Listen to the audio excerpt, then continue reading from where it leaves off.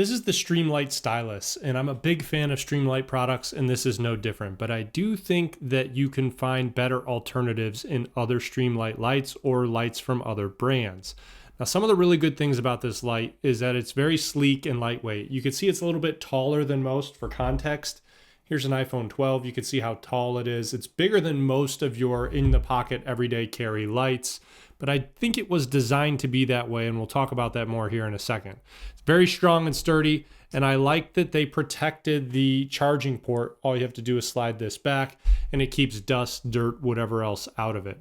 Now, it does have two different settings, a high and a low. The low is 90 lumens, the high is 350 lumens, and 350 lumens is pretty bright. So that bright in a small light like this is pretty good.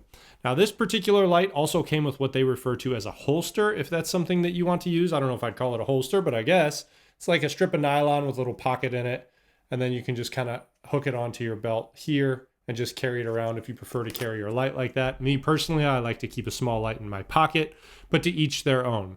Now, I do think they dropped the ball in a few ways here, and the first is the light. Now, I don't like lights that have buttons on the back like that, where to go from high to low, you kind of have to half press it and it'll set it at high or low and then fully press it.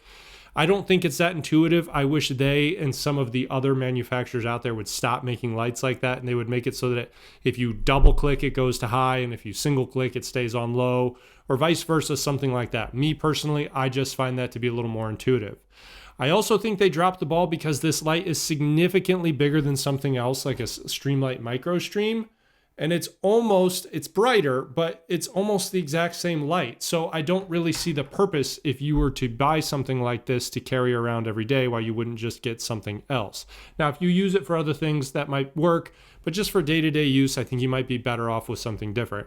And then the last thing I really don't like about it, and I really wish they would have done something, is they wish they would have added a feature. For example, on the Streamlight Micro Stream, you see here how the clip goes down but then doubles back, and you could kind of clip it onto a hat, like a helmet light. There's no feature on here if you're using this light that if you want to have both hands free, that's available. You're going to have to hold on to it or set it on something, and it's not even magnetized, so you can like hook it onto something and keep it where it is. It's not the end of the world. At the end of the day, it's still a Streamlight product. Like I said, I am a huge fan of Streamlight products. I think this is a very good light. But depending on your uses, you might be better off going with something else.